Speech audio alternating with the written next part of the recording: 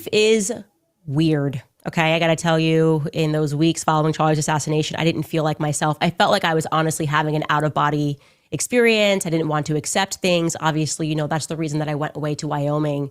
But with every week that we move further from September 10th, I have more clarity. What's up, y'all, man? It's your boy Mazo. Now, she's been making videos every day since Charlie Kirk has passed. And she's been making a ton of money off Charlie Kirk's death.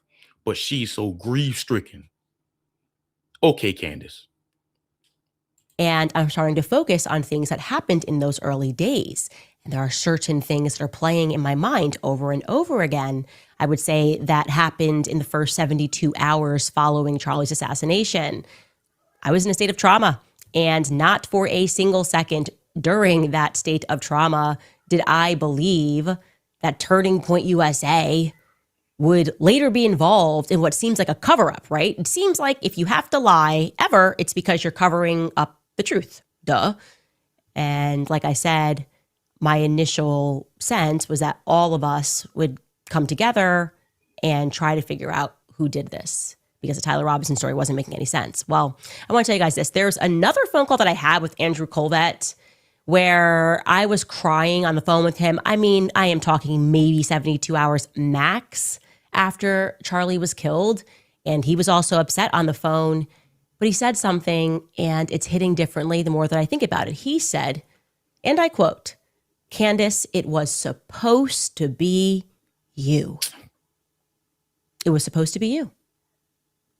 Now, at the time, I dismissed this as some sort of bargaining, right? That's an actual stage of grief. You do bargain. You wish that.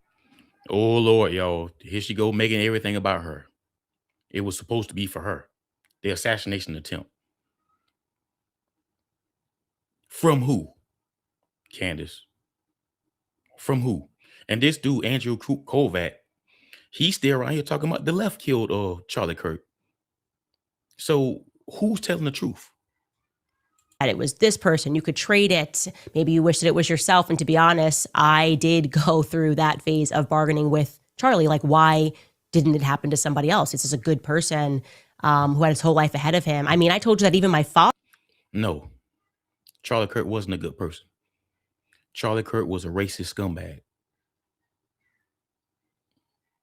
I said it. He was a scumbag. We have over a decade of memes, tweets, and insults, and of him mocking other people's death, Black death. Does that sound like a good person to you? Hell no. Once again, Charlie Kirk was a racist scumbag. Father went through that stage of grief. My father was like, this makes me feel terrible because Charlie has lived his life so admirably, and like I've had so many chances in life, so many illnesses, and it just makes me so sad. So now I'm starting to see where she get all this cooning from, all this buck dancing from. She gets it from her damn father. Because based on what she just said, her father sounds like a goddamn Sambo. But now I'm feeling a little bit different, removed from the situation. Like now I'm going, was I being, I don't know, was he being honest? Was Andrew being honest? Was Andrew trying to maybe communicate to me after, especially given the fact that I told you that while the actual day on September 10th, while Charlie was in the hospital, he told me that there was a list and that me and Tucker Carlson were on it and that we had to lay low, but he never told me who told him that. I never got a call from the feds telling me that. So I feel like these questions I have now are quite valid. Andrew, by the way, was not the only person who called me on that day and reached out to my family on that day with this warning, immediately cautioning me and Tucker to keep our mouths shut, telling us that we should lay low because there was a quote unquote list going around. Another person was a very well-known woman who happens to be married to a CIA contractor. Same exact message. You and Tucker Carlson. But of course, we cannot tell you who we are getting this information. Of course. She can't tell you. Of course. She's going to put it out there. This is what Candace does. She puts out these conspiracies out there, but she's not going to tell you. Not yet. She's not going to tell you yet. But okay. From. I'm starting to realize as I consider who the sources are and their closeness to the military, and now that we've gotten into the story and realized that virtually everybody there that day has these military ties, that that threat may have been coming from the government, actually, that the globalized government that we live under, right? LOL to the idea that we have any national sovereignty, may have wanted me and Tucker to watch our friend die. And then that global gang wanted us to know that you will be next if you don't shut up. Like, really, it was supposed to be you. And this new saddest angle is not. Candace, get the fuck out of here, Candace. Get your ass on with this bullshit, man. So what she's saying is, we made an example out of Charlie Kirk just to teach you a lesson, just to show you that we can easily get to you. Guys, in the grand scheme of things, Candace Owens, she's not that important. I mean, seriously, in the grand scheme of things, she has a big name on the internet, but in the grand scheme of things, she is not that important when it comes to these world leaders. She's a nobody. And for her to sit up here and try to make this all about her is ridiculous. I don't believe this. Now, is it in the realm of possibility? Yes, but probably the probability, no. Something that seems subtle to me. When I consider that it was Charlie that called me, it was Charlie that said that they want me to stop speaking about Brigitte. And now I consider Satis, which according to our source, our well-placed source, is a front, right? Suddenly this French company comes in and leases a hangar for only 2 years, okay?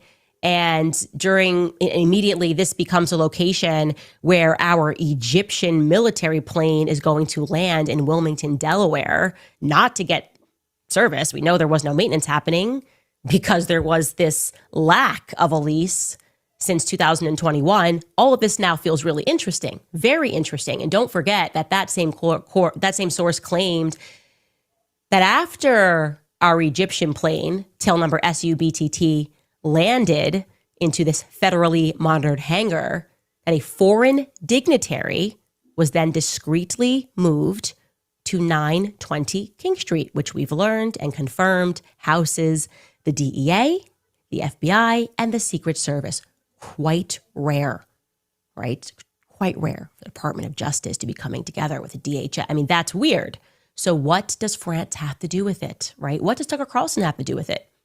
Rationally, when I begin to create a timeline of when my life took a very different turn, it is because I began prodding the narrative on Israel at the exact same time that I began looking into the Brigitte Macron story.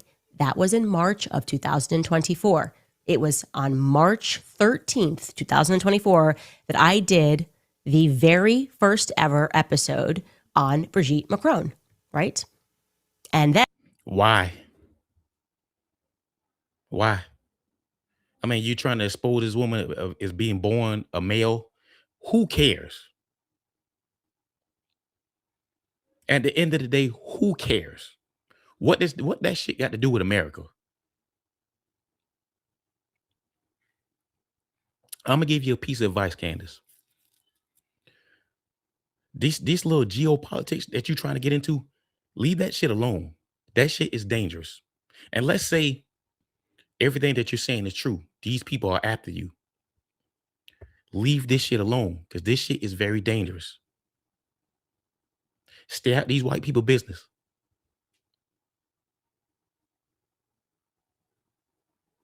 Where's your husband at? Why is he not telling you to stop? He need to come in that motherfucker and pull the damn plugs. That's what he need to do. Leave this shit alone because this shit is very dangerous. These geopolitics, these people are very powerful. And you're a nobody compared to them. You are a powerless token. If all this shit is true, you are very easy to get to. Leave this shit alone. and Wham, I am fired within 10 days. It's a pretty quick turnaround. Charlie, of course, was a staunch defender of mine. Immediately when I got fired, publicly and privately, he held my back. And then suddenly donors start to squeeze him and tell him that I can no longer hit the stage at Turning Point's AmFest. They want me gone from the Turning Point roster, right? I bring my new independent show back in June. And the timeline, actually, when I start to put these things together, is interesting. So we're going to bring that up here because I like timelines. It makes things neat, right? So we are in 2024, right? March 13th, I do that first episode regarding Brigitte Macron. March 19th, just 6 days later, I'm fired from a Daily Wire. I thought it was 10. It's actually 6 days later I get fired from a Daily Wire. Then in mid-November, I begin communicating with Xavier Poussard regarding the potential to interview him during an upcoming trip to London. Xavier Poussard is the person who wrote the Becoming Brigitte book. He has never been sued for defamation. And I was only going to interview him one time because he had never been on camera. And I thought that would be a great get. And I still believe that Brigitte Macron was born a man named Jean-Michel Trog. I mean, but in the grand scheme of things, what does that even matter? Who fucking cares?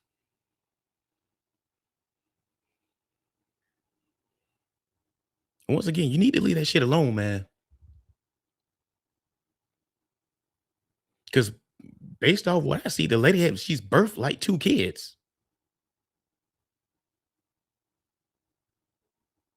But let's just say that shit is true. Who cares? What does that have to do with what we got going on over here?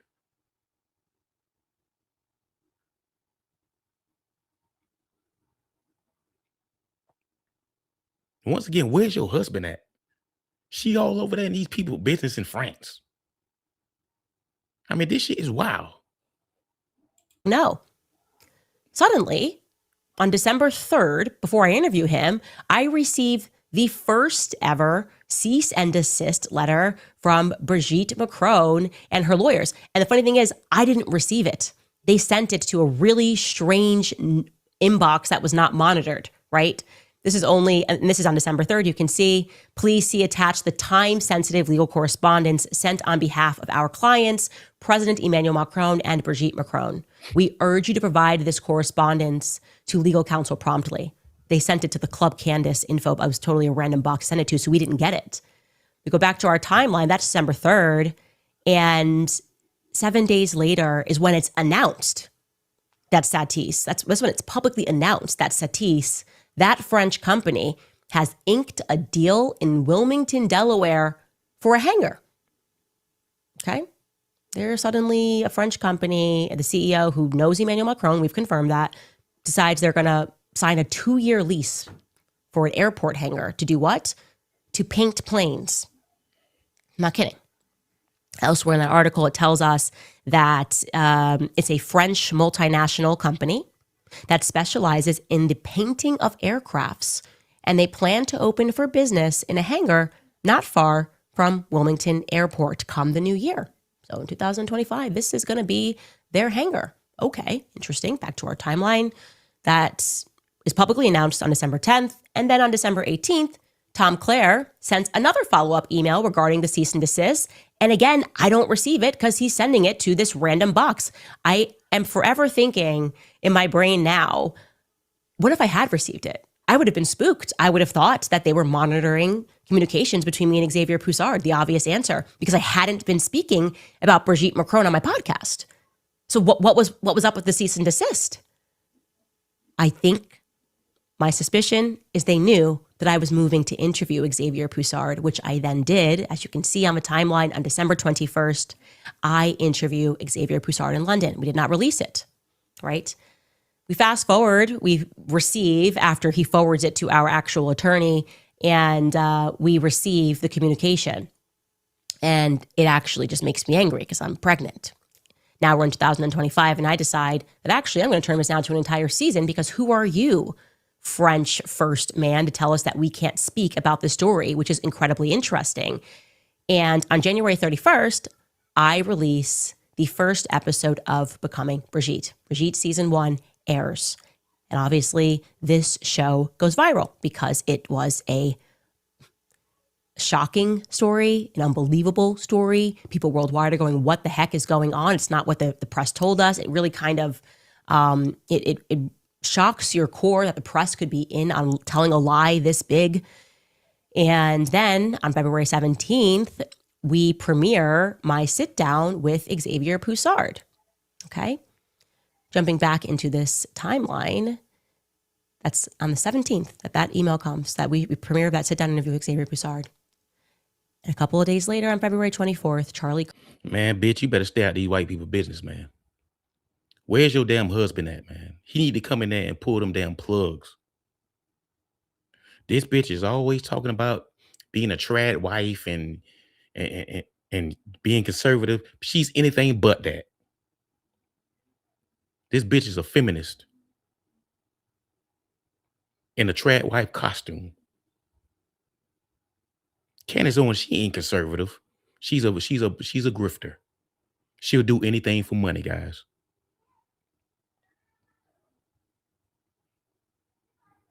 Now she's got herself in a whole lot of trouble, supposedly, because she's sniffing around like she got goddamn Scooby-Doo or some shit in the French people business. Leave that shit alone, man. These geopolitics, this shit, it gets dangerous. And once again, you are a powerless token. You have no power. You are a powerless token Sambo.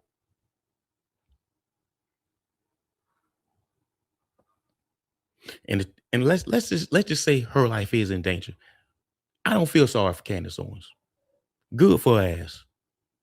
I don't feel sorry for her. You should have stayed out them white folks' business.